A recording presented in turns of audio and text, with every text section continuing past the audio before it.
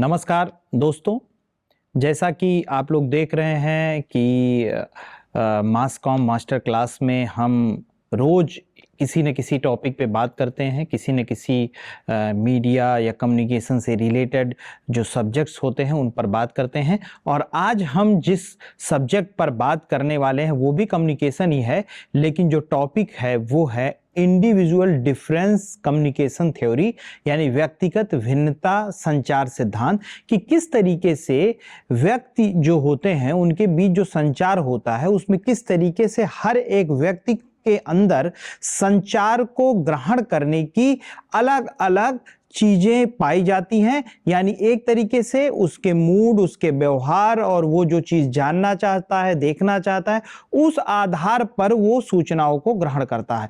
तो उसी सिद्धांत पर आज हम बात करेंगे, जिस सिद्धांत का नाम है व्यक्तिगत भिन्नता संचार सिद्धांत, या इसको हम मनोवैज्ञानिक संचार सिद्धांत भी कहते हैं।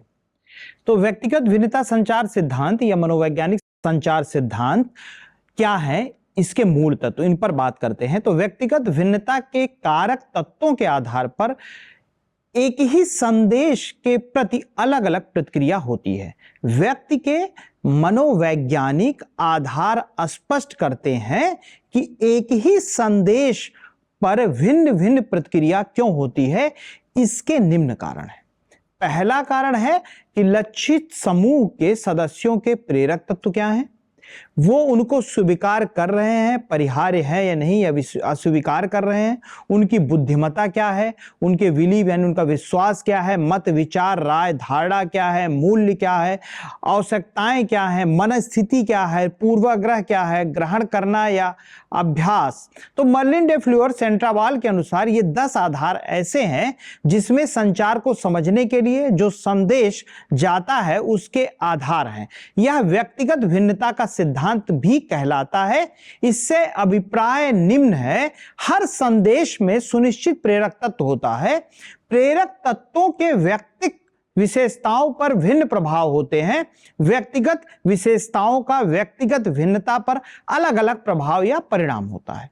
इससे अभिप्राय यह है कि श्रोता समूह के सदस्य इच्छित दृष्टिकोण अपनाते हैं। लोग वही पढ़ते हैं जो पसंद हो, वही सुनते हैं जो सुनना चाहते हैं, वे देखते हैं वही जो सुंदर या प्रिय प्राप्त होता हो उनको, वे अपने निष्कर्ष दृष्टिकोण को बनाते हैं जो उनके मानसिक दृष्टिकोण के अनुरूप हो। ये सभी में अलग अलग होती है और ये सारी विशेषताएं निम्न तथ्यों पर आधारित हैं। पहला है चयनित और अनावरण, दूसरा है चयनित बोध या ज्ञान, और तीसरा है चयनित स्मृति। तो चयनित अनावरण क्या है? जब लोग अपनी राय, रुचि, मूल्यों के आधार पर माध्यम, संदेश और प्रेरक तत्वों से संबंध रखते हैं, या जब लोग अपनी आस्था एवं मूल्यों के विरोध में मीडिया, संदेश और प्रेरक तत्वों से संबंध रखना पसंद नहीं करते, यह भी चयनित संबंध है। समाजशास्त्री विटनर ने 1986 में कहा था कि लोग वही माध्यम चुनते हैं जो उनकी आस्थाओं व मान्यताओं के अनुरूप हो। इसके अतिरिक्त जिसमें लोग वही माध्यम चुनते हैं जिसमें सूचनाएं और कार्यक्रम उनकी रुचि को प्रभावित करते हों। जो आस्थाएं प्रस्तुत की जा रही हैं, इन दोनों का अंतर कम हो जाएगा यदि वह निरंतरता से किसी प्रकार के मत, मीडिया, संदेश, कार्यक्रम निरंतर से चलाते हैं। वो प्रक्रिया जो उनकी परिकल्पनाओं के विरोध में दिखाई जाए, वह किस प्रकार उनका अर्थ निकाल लेते हैं। इस परिकल्पना प्रक्रिया द्वारा परिकल्पनाओं के विरोध जो उनको बार बार दिखाई जा रही है, उससे ये लोग इस प्रकार का अर्थ निकाल लेते हैं और विरोधाभास वाले दृष्टिकोण अपना लेते हैं। चयनित परिकल्पना निम्न प्रकार से संपन्न होती है। जब लोग अपनी राय, रुचि, मूल्यों के आधार पर माध्यम या संदेश के समक्ष लाते हैं, तो उनकी प्राथमिकताओं के अनुरूप वो चीजें हों तो ठीक हैं। जब लोग किसी माध्यम या संदेश को अपनी आवश्यकता अनुसार पढ़ते हैं या समझते हैं, या जब किसी भी माध्यम के श्रोता समूह मीडिया के प्रति संदेश की गलत अवधारणा बनाते हैं या गलत निष्कर्ष निकालते हैं अपने पूर्वानुमान के साथ। जैसे कोई व्यक्ति या किसी राजनेता में आस्था रखता है तो उसकी प्रेरक बात से सहमत होता है, यदि वही बात विरोधी करे तो असहमत होगा। एमआर विक्स ने प्रयोग के द्वारा सर्वे किया और पाया कि जो पूर्वानुमान से ग्रस्त है वो संदेश को तोड़ मरोड़ कर ग्रहण करते हैं। अंततोगत्या पूर्वाग्रह से वह भ्रमित हो जाता है।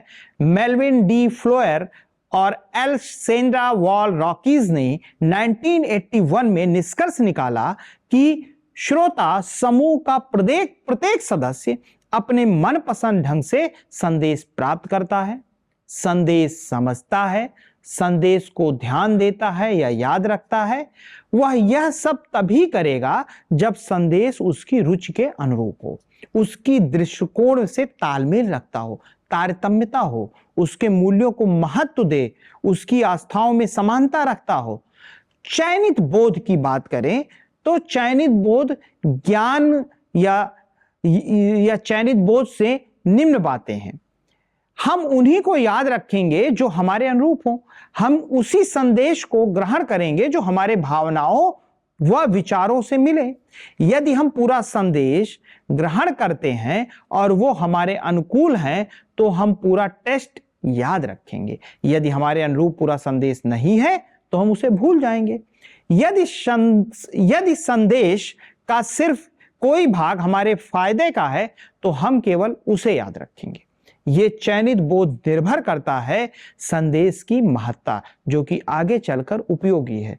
जिस मात्रा में जानकारी हो जो हमारी परिकल्पनाओं से पूर्वग्रहित हो या अनुमान में हो, जो मन में विचार है या पूर्व निर्धारित स्कोर पर आधारित है, वही हम सुनेंगे, वही हम देखेंगे। किस गहराई से संदेश दिया गया है, संदेश प्राप्त करने के माध्यम पर भी याददाश्त निर्भर करती है।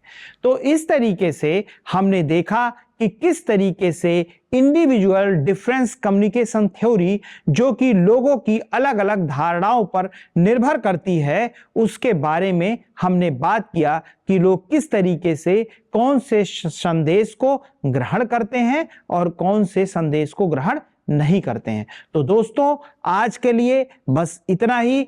अगले नए वीडियो में हम मिलेंगे किसी एक नई टॉपिक के साथ जिस पर हम बात करेंगे। धन्यवाद।